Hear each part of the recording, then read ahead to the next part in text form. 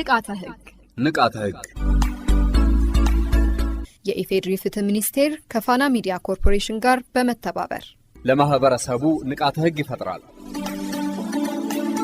የአውሮፓ ህብረት ለኢትዮጵያ የወንጀል ፍትህ አስተዳደር ባደረገው የገንዘብ ድጋፍ የቀረበ ዘውትር ሰኞ ረፋድ 5:30 ይቀርባል።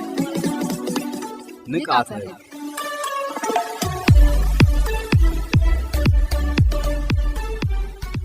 በዚህ ፕሮግራም የሚተላለፉ መልእክቶች የአውሮፓ ህብረትን አቋም ያንጸባርቃሉ ማለት አይደለም። ሰላም ጤና ይስጥልን የተወደዳችሁ አድማጮቻችን፣ ሳምንታዊው የንቃተ ህግ ዝግጅታችን ሰዓቱን ጠብቆ መደመጡን ጀምሯል። በዛሬው የንቃተ ህግ ዝግጅታችን የተከለከሉ የፕላስቲክ ምርቶችና የሚያስከትሉትን የህግ ተጠያቂነት እንመለከታለን።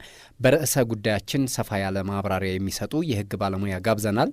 የመረጃና የሙዚቃ ሰዓትም አለን።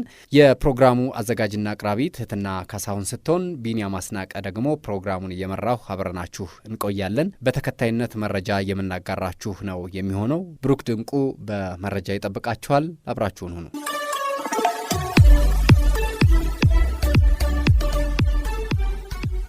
በወንጀል የሚፈለጉ ሰዎችን አሳልፎ የመስጠትና ፍርደኞችን ማስተላለፍ ምንነት፣ ህጋዊ ማዕቀፎችና መርሆዎች። በዚህ ጽሑፍ በወንጀል የሚፈለጉ ሰዎችን አሳልፎ መስጠትና ፍርደኞችን የማስተላለፍ ምንነት፣ ህጋዊ ማዕቀፎችና መርሆዎች በአጭሩ ይዳሰሳሉ። በወንጀል የሚፈለጉ ሰዎችን አሳልፎ መስጠት ምንነት ታዋቂው ብላክስ ሎ የህግ መዝገበ ቃላት በ8ኛ እትሙ በወንጀል የሚፈለጉ ሰዎችን አሳልፎ መስጠትን በተመለከተ ኤክስትራዲሽን ኢዝ ዘ ኦፊሻል ሰረንደር ኦፍ አን አሌግድ criminal by one state or nation to another having jurisdiction over the crime charged ሲል ይተረጉመዋል። ይህንም ወደ አማርኛ ስንመልሰው አሳልፎ መስጠት ማለት አንድ አገር በወንጀል የተጠረጠረን ሰው ጉዳዩን የማየት ስልጣን ላለው ሌላ ሀገር የምታስረክብበት ሂደት የሚል ይሆናል። ከዚህ ትርጉም መረዳት የሚቻለው አሳልፎ መስጠት አንድ ጠያቂ አገር በተፈጸመው ወንጀል ላይ ስልጣን ሲኖራት ተጠርጣሪው ወይም ተከሳሹ ከሸሸበት ወይም ከሚኖርበት ሌላ ሀገር ተላልፎ እንዲሰጣት የምትጠይቅበት ስርዓት መሆኑን ነው። በሌላ በኩል ታዋቂው የዓለም አቀፍ ሕግ ምሁር ማልኮልም ሾው ዓለም አቀፍ ሕግ ወይም ኢንተርናሽናል ሎው 2008 6 ኤዲሽን በተባለው መጽሐፉ አሳልፎ መስጠት አንድ አገር ወደ ግዛቱ የሸሹ ተጠርጣሪዎችን ለሌላኛው አገር ለፍርድ የማስተላለፍ ተግባር እንደሆነ የገለጸው ሲሆን መሰረቱም የሁለትዮሽ ስምምነት እንደሆነ ጠቅሶታል። የአሳልፎ መስጠት ህጋዊ ማዕቀፎች። በወንጀል የሚፈለጉ ሰዎችን አሳልፎ መስጠት የተለያዩ ዓለም አቀፍ ስምምነቶች፣ አህጉራዊ ስምምነቶች፣ የሁለትዮሽ ስምምነቶች እንዲሁም የእንካ ለእንካ መርህን ወይም ሪሲፕሮሲቲ መሰረት በማድረግ ይፈጸማል። ኢትዮጵያ ፈርማ ካጸደቀቻቸው ዓለም አቀፍ ስምምነቶች መካከል የተባበሩት መንግስታት የጸረ ድንበር ተሻጋሪና የተደራጁ ወንጀሎች ስምምነት፣ የፓሌርሞ ስምምነት፣ የተባበሩት መንግስታት የጸረ ሙስና ስምምነት፣ ሽብርተኝነትን በገንዘብ መደገፍን ለመቆጣጠር የወጣው የተባበሩት መንግስታት ስምምነት፣ የተባበሩት መንግስታት ጸረ ህገወጥ የናርኮቲክና ሳይኮትሮፒክ እጾች ዝውውር ስምምነት ይጠቀሳሉ። ኢትዮጵያ ካጸደቀቻቸው አህጉራዊ ስምምነቶች መካከል ደግሞ የአፍሪካ ህብረት የሙስና መከላከያና መቆጣጠሪያ ስምምነትና የአፍሪካ አንድነት ድርጅት የሽብርተኝነት መከላከያና መቆጣጠሪያ ስምምነት ይጠቀሳሉ። እነዚህ ስምምነቶች አሳልፎ መስጠት የሚመራባቸውን ሂደቶች ዘርዝረው ይገኛሉ።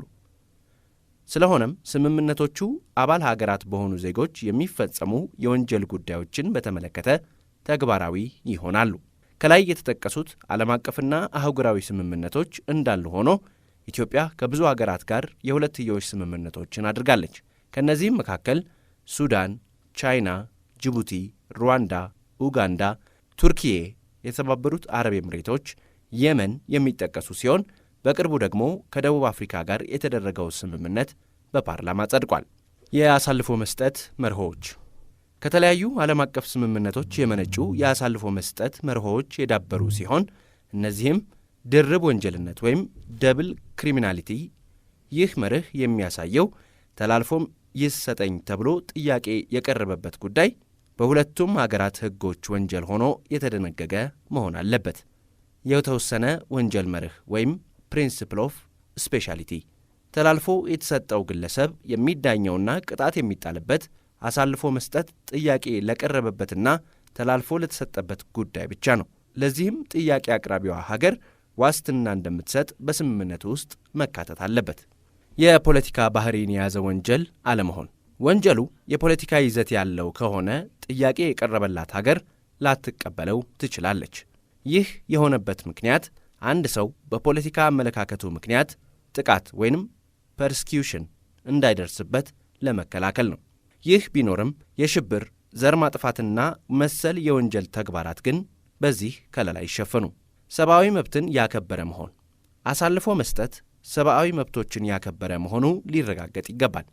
ምክንያቱም ተላልፎ የሚሰጠው ግለሰብ ስቃይ ወይም ቶርቸር የሚደርስበት ወይንም ኢሰብአዊ የሆነ አያያዝ የሚፈጸምበት ከሆነ ጥያቄው ውድቅ ይደረጋል። ከዚህ ጋር ተያይዞ ተፈላጊው ሰው የተፈለገበት ምክንያት ዘሩን፣ ሃይማኖቱን፣ ዜግነቱን፣ ብሔሩን፣ የፖለቲካ አስተያየቱን ወይንም ማኅበራዊ መደቡን መሠረት ያደረገ ከሆነ ጥያቄው ውድቅ እንደሚደረግ ይጠበቃል። ስለሆነም የትብብር ጥያቄ በእነዚህ ላይ ተመስርቶ ያልቀረበ መሆኑን ማረጋገጥ አስፈላጊ ነው። ድጋሚ ያለመከሰስና ያለመቀጣት መርህ። ይህ መርህ መሠረታዊ የወንጀል ሕግ መርህ ሲሆን ለአሳልፎ መስጠትም ተፈጻሚ ይሆናል። ስለሆነም አንድ ግለሰብ አስቀድሞ በተከሰሰበትና በተቀጣበት ጉዳይ ድጋሚ ሊከሰስና ሊቀጣ ስለማይገባው ተላልፎ ከመሰጠቱ በፊት ይህ ሊረጋገጥ ይገባዋል። በአጠቃላይ አሳልፎ መስጠት አንድ ተጠርጣሪ ወይንም ተከሳሽ ወንጀል ፈጽሞ ከአገሩ በመሸሹ ምክንያት ከፍትሕ እንዳያመልጥ የሚያስችል ሥርዓት ሲሆን ፍርደኛን ማስተላለፍ በአንጻሩ አንድ ወንጀለኛ ፍርዱን በሚያውቀው አገር ባህልና ቋንቋ ፈጽሞ ወደ ራሱ ማኅበረሰብ በቀላሉ እንዲቀላቀል የሚያስችል ሥርዓት ነው። ይህም ዓለም አቀፍና በሀገራት መካከል የሚደረግ የሁለትዮሽ ስምምነትን መሠረት አድርጎ የሚከናወን ነው።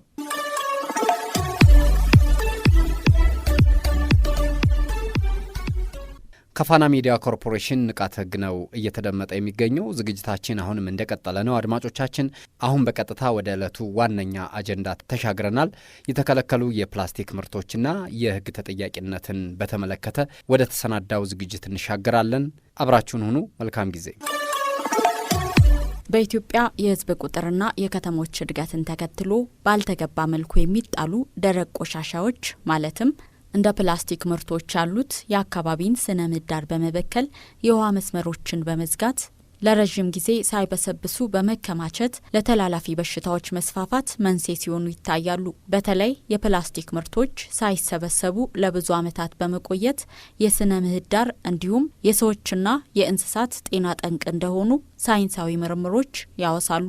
ከፕላስቲክ ምርቶች ጋር በተያያዘ የአጠቃቀም ሁኔታችንና የአወጋገድ ስርዓታችን ጤናችንንም ሆነ የአካባቢ ስነ ምህዳርን ይጎዳል። አወጋገዳችን በተገቢው ካልሆነ ለረጅም ጊዜ ተቀምጠው የማይበሰብሱና ገጽታቸውን የማይቀይሩ ፕላስቲኮች በተለይም በአንዳንድ ቦታዎች የውሃ መተላለፊያ ቱቦዎችን በመዝጋት ውሃ በሚፈለገው መንገድ እንዳይንቀሳቀስ በማድረግ የጎርፍ አደጋ እንዲከሰት ያደርጋሉ። መረጃዎች እንደሚያሳዩት በዓለም አቀፍ ደረጃ 400 ሚሊዮን ሜትሪክ ቶን የፕላስቲክ ቆሻሻ ይለቀቃል። ከዚህም ውስጥ 49 በመቶ የሚሆነው የፕላስቲክ ቆሻሻ መሬት ውስጥ ሳይበሰብስ የሚቆይ መሆኑን መረጃዎች ያሳያሉ። በቅርቡ የወጣው የደረቅ ቆሻሻ አያያዝና አወጋገድ አዋጅ የአካባቢ ብክለትን ለመቀነስና ጤናን ከመጠበቅ አንጻር ፋይዳው የጎላ መሆኑን ያነጋገርናቸው ሰዎች ነግረውናል። ልማት በተስፋፋበት ጊዜና አገራችን ንጹህ እየሆነች ባለበት ከንጽህና አኳያ ፌስታልን መጣል በጣም አገርን ማቆሸሽ። ሁለት ከማቆሸሽ በስቲያ የሚከሰተው ነገር ምንድነው? ለረጅም ዘመን የመቀመጥ ነገር ካፓሲቲ ያለው ፌስታል አይበሰብስም፣ ዲካይ አይሆንም። ስለዚህ እንደዚህ የማይሆን ነገር ስትጥይ ያንቺን ላይፍ ኖረሽ የሌላውን ጄኔሬሽን ደግሞ ማጥፋት ይቆጠራል። በህግ የወጣው ትክክለኛ ነው። ለሌላው ጄኔሬሽን በማሰብ ነው። ተለዋጭ ነገሮችን መጠቀም ቢችል በጣም መልካም ነው።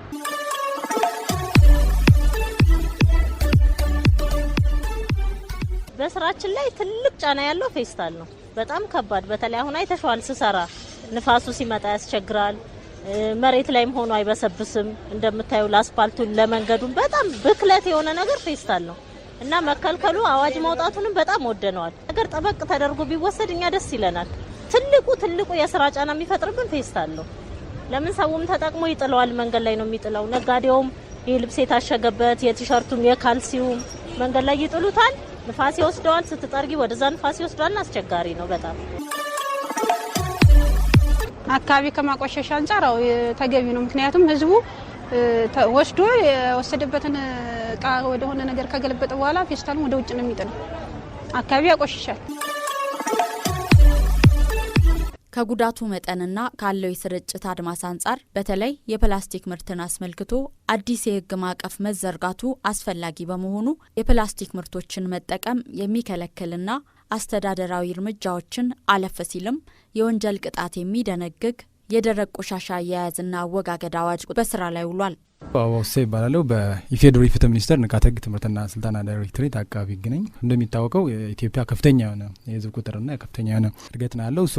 ያንን መሰረት በማድረግ ደግሞ የደረቅ ቆሻሻዎች እየተበራከቱ የውሃ ቱቦዎችን በመዝጋት በስነ ምህዳሩ ላይ ከፍተኛ የሆነ ጉዳት ሲያስከትሉ ቆይተዋል። ማንኛውም ሰው ደግሞ ንጹህና ጤናማ በሆነ ኤንቫይሮንመንት ወይም ደግሞ አካባቢ የመኖር ሰብአዊ መብት እንዳለው ህገ መንግስታችን አንቀጽ 44 ንዑስ አንቀጽ 1 በግልጽ አስቀምጧል። ከዛም ባሻገር ኢትዮጵያ ከፈረመቻቸው ዓለም አቀፍ ስምምነቶች መካከል የአፍሪካ የሰዎችና የህዝቦች መብቶች ቻርተር እያለ የምንጠራው አንቀጽ 24 ላይ በግልጽ ህዝቦች ለእድገታቸው በሚመች አካባቢ ውስጥ የመኖር መብት እንዳላቸው ተደንግጎ ነው የምናገኝ። ያንን መሰረት በማድረግም የኢፌዴሪ ህገ መንግስት አንቀጽ 92 ላይ መንግስት ዜጎች ንጹህና ጤናማ በሆነ ኤንቫይሮንመንት ወይም ደግሞ አካባቢ እንዲኖሩ እርምጃዎችን መውሰድ እንዳለበት በግልጽ ተመላክቷል። ምክንያቱም ሰብአዊ መብት ነው ካል አንድ መንግስት ለሰብአዊ መብት 3 ግዴታዎች ነው የሚኖርበት፣ የማክበር የማስከበርና የማሟላት። እነዚህን መብቶቻቸውን ለማስጠበቅ ወይም ደግሞ ንጹህና ጤናማ የሆነ አካባቢ እንዲኖር ከተፈለገ ደግሞ እነዚህን ደረቅ ቆሻሻዎችን በተለይ ፕላስቲኮችን ሪጉሌት የሚያደርግ ወይም የሚቆጣጠር የህግ ማዕቀፍ ያስፈልጋል። ያንን መሰረት አድርጎ በወንጀል ህጋችንም በግልጽ አካባቢ መበከል የወንጀል ተጠያቂነት እንደሚያስከትል ተደንጎ እናገኘዋለን። ከዛም ባሻገር ደግሞ የደረቅ ቆሻሻ አወጋገድን የተመለከተ 5/13/1999 ህግ ወጥቷል። ነገር ግን ይህ ህግ አሁን ቀጥለን የምንወያይባቸውን የፕላስቲክ ጉዳዮችን ከዛም ባሻገር ደግሞ ቆሻሻዎችን ከምንጫቸው ማድረግ ሳይሆን ቆሻሻው ኦልሬዲ ከተፈጠረ በኋላ ቆሻሻው በምን መንገድ መወገድ አለበት፣ ሪዩዝ መደረግ አለበት ወይም ደግሞ ሪሳይክል መደረግ አለበት የሚለው ነው እንጂ ቆሻሻን ከምንጩ የሚያጠፋ የደረቅ ቆሻሻን አልነበረም። አዲሱ አዋጅ ደግሞ ከምንጩ ጀምሮ እስከ መጨረሻው እስከ አወጋገዱ ድረስ በግልጽ አስቀምጦ እናገኘዋለን።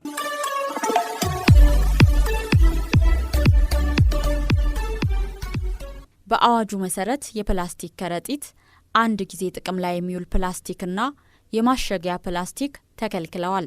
አዲሱ የደረቅ ቆሻሻ አወጋገድ አዋጅ 1387/2017 በግልጽ ደንጎ እናገኛቸዋለን። 3 አይነት ፕላስቲኮች ናቸው የተከለከሉት። የመጀመሪያው የፕላስቲክ ከረጢት የምንላቸው ናቸው። የፕላስቲክ ከረጢት የምንላቸው በጣም አነስተኛ የሆነ ጥግግት ያላቸው ወይም ደግሞ ሎው ደንሲቲ ያላቸው፣ ያ ማለት በጣም ስስ የሆኑና በቀላሉ ሊለጠጡ የሚችሉ የፕላስቲክ አይነቶች እንዲሁም ደግሞ በቀላሉ ከአፈር ጋር በስብሰው ሊቀላቀሉ ማይችሉና ለሌሎች እቃ መያዣነት የሚያገለግሉ የፕላስቲክ ምርቶች ተከልክለዋል ማለት ነው። ስለዚህ ያ ማለት በተለምዶኛ ለተለያዩ የቤት ፍጆታዎች ለሚሆን ይችላል፣ ለሽንኩርት፣ ለድንች፣ ለተለያየ አስቤዛ በተለምዶ የምንይዝባቸው ኮንቴነሮች ማለት ነው። እነሱ የተከለከሉ ናቸው ማለት ነው። ወይም ሰስፔስታል እያልንም ልንጠራቸው እንችላለን። ለአልባሳት የምንይዝባቸው ሊሆን ይችላል።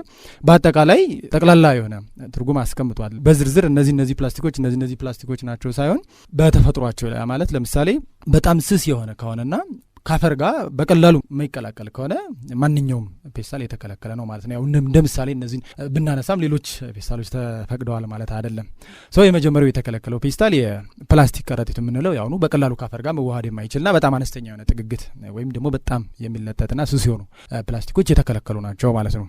ሁለተኛው ለአንድ ጊዜ ብቻ ጥቅም የሚውሉ ፕላስቲኮች ናቸው። እነዚህ ደግሞ ዩዝ ኤንድ ዲስትሮይ የሆኑ ማለት ነው። ማለት አንድ ጊዜ ከተጠቀምናቸው በኋላ ሪዩዝ ልናደርጋቸው ወይም ደግሞ ከወደቁበት አንስተን ልንጠቀማቸው የማንችላቸው ወይም ደግሞ ሪሳይክል አድርገን እንደገና ወደ ጥሬ ዕቃነት ቀይረን አምርተን እንደገና ልንጠቀማቸው የማንችላቸው አንዴ ከተጠቀም ቀጥታ ወደ ቆሻሻነት ወይም ወደ ደረቅ ቆሻሻነት የሚቀየሩ የምርት አይነቶች ናቸው። ለምሳሌ የስትሮዎችን መውሰድ እንችላለን። የለስላሳና ጁስ የምንጠቀምባቸው ፕላስቲኮች አሉ። እነዚህን አንዴ ከተጠቀምን በኋላ ድጋሚ አንጠቀማቸውም።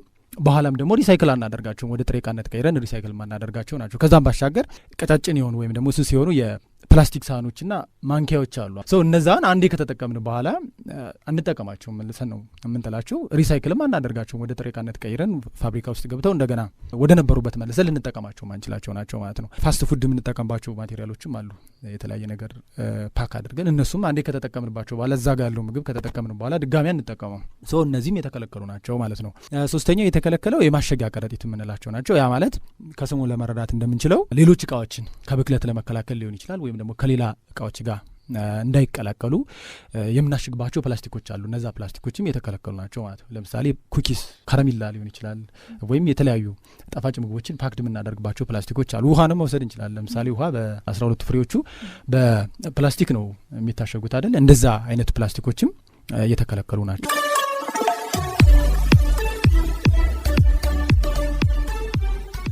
በአዋጁ አንቀጽ 25 ስር የፕላስቲክ ከረጢትን መገልገል የወንጀል ተጠያቂነትን እንደሚያስከትልም ተደንግጓል። የተከለከለ ነገር መፈጸም ወንጀል ነው። ወንጀል ማለት ይሄን አታድርግ ይሄን ደግሞ አድርግ ነው አይደለ?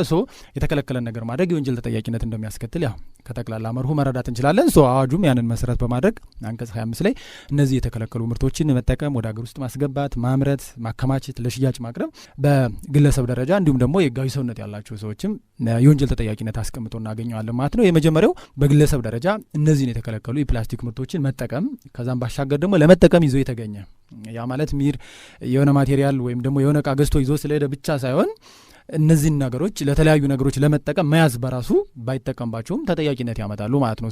በግለሰብ ደረጃ እነዚህን ምርቶች መጠቀም ወይም ደግሞ ለመጠቀም ይዞ መገኘት ከ2,000 ብር እስከ 5,000 ብር በሚደርስ የገንዘብ መቀጮ ያስቀጣል ማለት ነው። ያ ማለት ከ2,000 ብር ያላነሰ ከ5,000 ብር ደግሞ ያልበለጠ የገንዘብ መቀጮ ያስቀጣል ማለት ነው። ይሄ መጠቀም ነው። ነገር ግን ማምረት የሚያመርት ያለ ድርጅት ግለሰብም ሊያመርት ይችላል። ኢንፋክት ስለዚህ ማምረት፣ ገበያ ላይ ይዞ መቅረብ፣ ማከማቸት፣ ለሽያጭ ማቅረብ እነዚህን የሚያከናውን ማንኛውም ሰው ደግሞ ከ50,000 ብር እስከ 200,000 ብር ወይም ደግሞ ከ50,000 ብር ባላነሰ የገንዘብ መቀጮና ከ200,000 ባላነሰ የገንዘብ መቀጮ እና የ5 ዓመት ጽኑ እስራትም አለው። የላይኛው በግለሰብ ደረጃ መጠቀም ወይም ደግሞ ለመጠቀም ይዞ መገኘት ነው። ያ በገንዘብ መቀጮ ብቻ የሚያስቀጣ የወንጀል ድርጊት ነው። ይሄኛው ግን ካከማቸን፣ ካመረትን ወይ ደግሞ ወደ ሀገር ውስጥ ካስገባን ወይም ለገበያ ካቀረብን ግን ከገንዘብ መቀጮ ባሻገር በ5 ዓመት በማይበልጥ ጽኑ እስራት ያስቀጣል ማለት ነው። ይህንን የፈጸመው ደግሞ ህጋዊ ሰውነት የተሰጠው ድርጅት ያው በህግ ሁለት አይነት ሰው ነው ያለ፣ የተፈጥሮ ሰውና ህግ ሰው ምንለው። የተፈጥሮ ሰው ምንለው ያው እኛ የሰው ልጆችንን፣ የህግ ሰው ምንላቸው ደግሞ በህግ የሰውነት የተሰጣቸው ማለት ነው። ካምፓኒ ሊሆን ይችላል፣ ሌላ ኢንተርፕራይዝም ሊሆን ይችላል፣ ፔልስም ሊሆን ይችላል።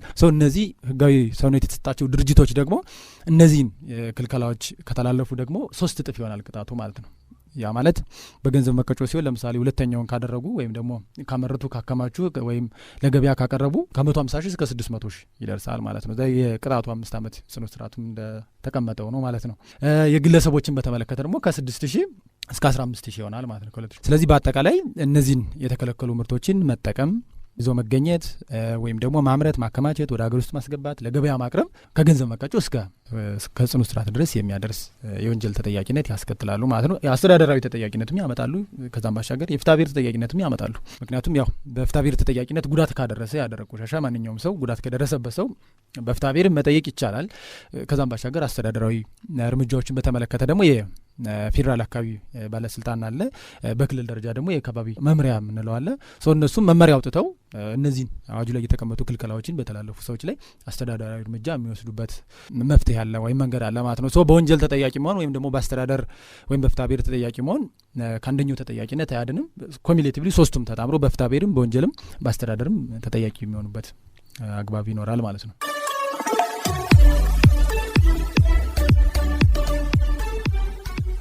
የፕላስቲክ ምርቶች የአካባቢ ስነ ምህዳርን ብሎም የሰዎችና የእንስሳት ጤና ጠንቅ ስለሆኑ ይህን የጤና ጠንቅ ለመከላከል በምርቶቹ ላይ ክልከላና ተጠያቂነትን የሚደነግግ ሕግ መውጣቱ አንዱ ዘዴ ነው።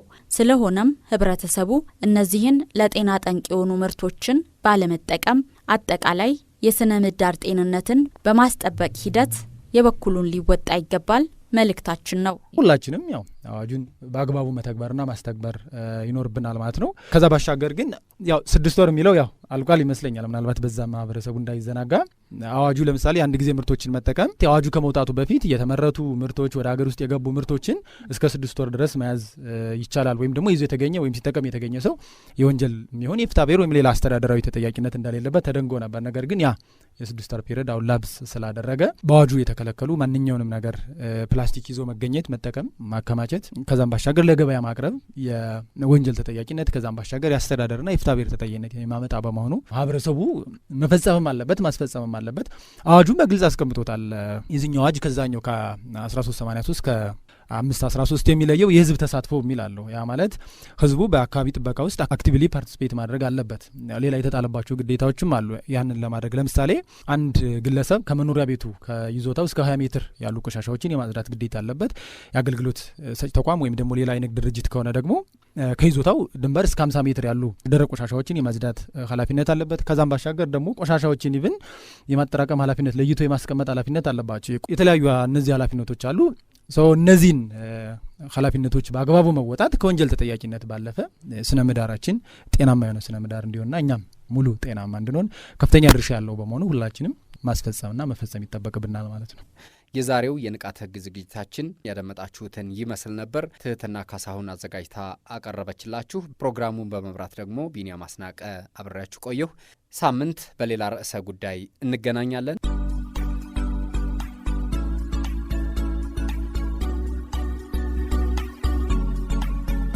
ንቃተ ህግ ንቃተ ህግ የኢፌዴሪ ፍትህ ሚኒስቴር ከፋና ሚዲያ ኮርፖሬሽን ጋር በመተባበር ለማህበረሰቡ ንቃተ ህግ ይፈጥራል። የአውሮፓ ህብረት ለኢትዮጵያ የወንጀል ፍትህ አስተዳደር ባደረገው የገንዘብ ድጋፍ የቀረበ ዘውትር ሰኞ ረፋድ 5:30 ይቀርባል። ንቃተ ህግ